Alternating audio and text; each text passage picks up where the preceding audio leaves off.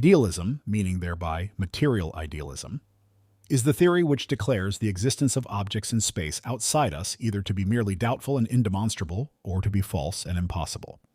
The former is the problematic idealism of Descartes, which holds that there is only one empirical assertion that is indubitably certain, namely that I am. The latter is the dogmatic idealism of Berkeley.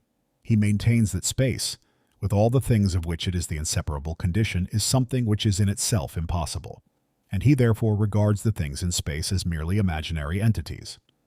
Dogmatic idealism is unavoidable if space be interpreted as a property that must belong to things in themselves, for in that case space, and everything to which it serves as condition, is a non-entity.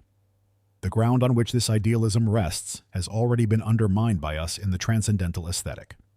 Problematic idealism, which makes no such assertion but merely pleads incapacity to prove, through immediate experience, any existence except our own, is insofar as it allows of no decisive judgment until sufficient proof has been found, reasonable and in accordance with a thorough and philosophical mode of thought.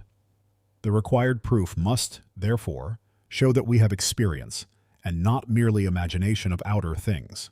And this, it would seem, cannot be achieved save by proof that even our inner experience, which for Descartes is indubitable, is possible only on the assumption of outer experience. Thesis: the mere but empirically determined consciousness of my own existence proves the existence of objects in space outside me. Proof: but this permanent cannot be an intuition in me, for all grounds of determination of my existence which are to be met within me are representations, and as representations themselves require a permanent distinct from them in relation to which their change, and so my existence in the time wherein they change, may be determined. Thus, perception of this permanent is possible only through a thing outside me, and not through the mere representation of a thing outside me. And consequently, the determination of my existence in time is possible only through the existence of actual things which I perceive outside me. Now, consciousness of my existence in time is necessarily bound up with consciousness of the condition of the possibility of this time determination, and it is therefore necessarily bound up with the existence of things outside me as the condition of the time determination. In other words, the consciousness of my existence is at the same time an immediate consciousness of the existence of other things outside me. Note 1. It will be observed that in the foregoing proof the game played by idealism has been turned against itself, and with greater justice. Idealism assumed that the only immediate experience is inner experience, and that from it we can only infer outer things. And this, moreover, only in an untrustworthy manner, as in all cases where we are inferring from given effects to determinate causes. In this particular case, the cause of the representations which we ascribe, perhaps falsely, to outer things, may lie in ourselves. But in the above proof it has been shown that outer experience is really immediate, and that only by means of it is inner experience, not indeed the consciousness of my own existence, but the determination of it in time, possible. Footnote: the immediate consciousness of the existence of outer things is, in the preceding thesis, not presupposed but proved, be the possibility of this consciousness understood by us or not. The question as to its possibility would be this: whether we have an inner sense only, and no outer sense, but merely an outer imagination. It is clear, however, that in order even only to imagine something as outer, that is, to present it to sense and intuition, we must already have an outer sense, and must thereby immediately distinguish the mere receptivity of an outer intuition from the spontaneity which characterizes every act of imagination. For should we merely be imagining an outer sense, the faculty of intuition, which is to be determined by the faculty of imagination, would itself be annulled. End of footnote. Certainly the representation I am, which expresses the consciousness that can accompany all thought, immediately includes in itself the existence of a subject, but it does not so include any knowledge of that subject, and therefore also no empirical knowledge, that is, no experience, of it.